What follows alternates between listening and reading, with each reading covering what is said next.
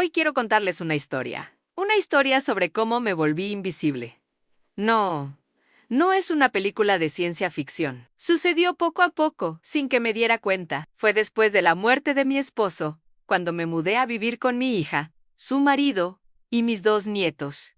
Al principio, todo era nuevo y emocionante. Me encantaba la idea de estar rodeada de mi familia, de ver crecer a los niños, de no sentirme sola. Los primeros meses fueron buenos. Mi hija me preguntaba cómo había dormido, mi yerno me comentaba las noticias y mis nietos me enseñaban sus dibujos. Yo cocinaba mis recetas de siempre, esas que a todos les gustaban, y sentía que mi presencia aportaba algo, que todavía era útil. Pero el tiempo tiene una forma extraña de cambiar las cosas. La rutina se instaló y con ella una especie de neblina empezó a rodearme. Mis buenos días se perdían en el apuro de las mañanas. Mis preguntas sobre su día se respondían con monosílabos, mientras sus ojos estaban pegados a las pantallas. La mesa, que antes era un lugar de encuentro, se convirtió en un espacio de silencios individuales. Cada uno en su mundo, con sus teléfonos, sus tabletas, sus preocupaciones. Yo estaba ahí físicamente presente, pero era como si un cristal invisible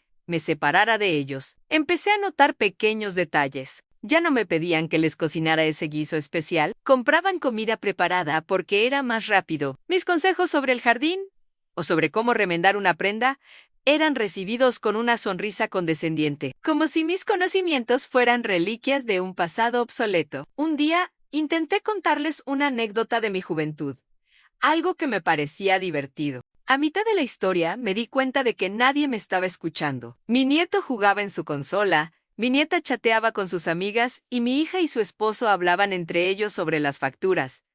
Me callé. A nadie notó que mi voz se había apagado. Ese día sentí el primer pinchazo real de la invisibilidad. Empecé a hacerme más pequeña, a ocupar menos espacio. Me sentaba en mi sillón, el que traje de mi casa, y pasaba horas tejiendo o simplemente mirando por la ventana. Observaba la vida de la casa como si fuera una espectadora. Veía sus alegrías, sus discusiones, sus prisas, y yo no era parte de nada. Era un mueble más. Uno viejo y silencioso que estaba ahí, en un rincón. Si estornudaba, nadie decía salud. Si me levantaba para ir a mi cuarto, nadie se daba cuenta. La soledad en una casa llena de gente es la más dolorosa de todas. Recuerdo un día en particular, era mi cumpleaños. Me desperté con una pequeña esperanza, una chispa tonta que me decía Joy será diferente. Me puse mi vestido favorito y me senté en la sala. Esperando, pasaron las horas. Todos se levantaron, desayunaron, salieron a sus trabajos y escuelas. Nadie me dijo nada, ni un feliz día. Por la tarde, mi hija llegó con una caja de supermercado. Mamá, casi lo olvido. ¡Feliz cumpleaños!, me dijo, mientras dejaba la caja en la mesa y se ponía a revisar su correo. Era un pastel genérico, de esos que compras por compromiso.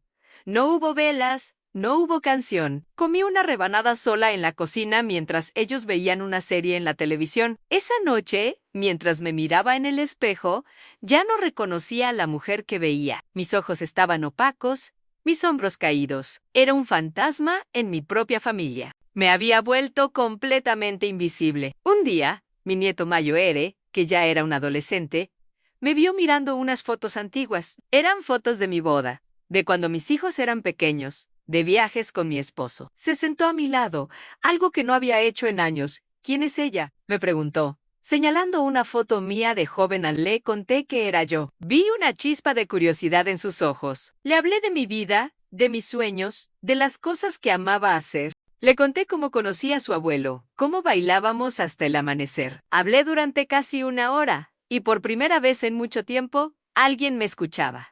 Me escuchaba de verdad. Esa conversación cambió algo dentro de mí. Me di cuenta de que mi invisibilidad no era un hechizo, sino una capa que yo misma había permitido que me pusieran encima. Me había rendido. Decidí que ya era suficiente. Al día siguiente, en lugar de quedarme en mi sillón, salí al jardín y empecé a arrancar las malas hierbas con una energía que no sabía que tenía. Mi yerno me vio y, sorprendido, me preguntó qué hacía. Devolviéndole la vida a estas flores, le contesté sin dejar de trabajar. Empecé a hacer pequeñas cosas por mí misma. Me apunté a un club de lectura en el centro comunitario. Al principio me daba miedo, pero allí encontré a otras personas que me miraban a los ojos cuando hablaba, que reían con mis chistes y que valoraban mis opiniones sobre los libros que leíamos. Empecé a caminar por el parque todas las mañanas. Retomé mi amor por la pintura, algo que había abandonado hacía décadas. Mi habitación dejó de ser un refugio de soledad y se convirtió en mi pequeño estudio. Mi familia empezó a notar los cambios. Veían que ya no estaba siempre disponible, que tenía mis propios horarios, mis propios planes. Un día,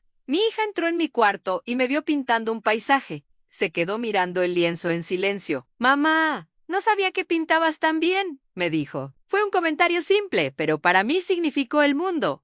Era un reconocimiento. Veía mi cuadro, pero también me veía a mí. Poco a poco, las cosas en casa empezaron a cambiar. Pero no porque ellos cambiaran, sino porque yo había cambiado. Mi nueva independencia y mi redescubierta alegría de vivir parecían despertar algo en ellos. Empezaron a preguntarme por mi club de lectura, por mis paseos. Mi nieta un día me pidió que le enseñara a tejer. Mi yerno me preguntó mi opinión sobre qué plantar en el jardín. Volvieron a pedirme que cocinara mis platos especiales. No me volví el centro de atención de la noche a la mañana, y esa tampoco era mi intención. Pero dejé de ser invisible. Me convertí en una persona con su propia vida, sus propias pasiones, que además compartía un hogar con ellos. Aprendí que la gente a menudo te trata como tú permites que te traten. Al hacerme visible para mí misma, al darme el valor y la importancia que merecía, me volví visible para los demás. Esta historia no es para culpar a mi familia. La vida moderna es ajetreada, y es fácil perderse en las prisas y dar por sentado a quienes tenemos al lado. Es un recordatorio para que miremos a nuestro alrededor, para que veamos de verdad a nuestros padres, a nuestros abuelos, para que les preguntemos por sus historias, para que valoremos su presencia. Y es un recordatorio para todos aquellos que se sienten invisibles. Nunca es tarde para reclamar tu espacio, tu voz y tus colores. Nunca es tarde para volver a ser visible. Gracias por escucharme. No olvides darle me gusta y suscribirte si esta historia te ha conmovido. Hasta la próxima.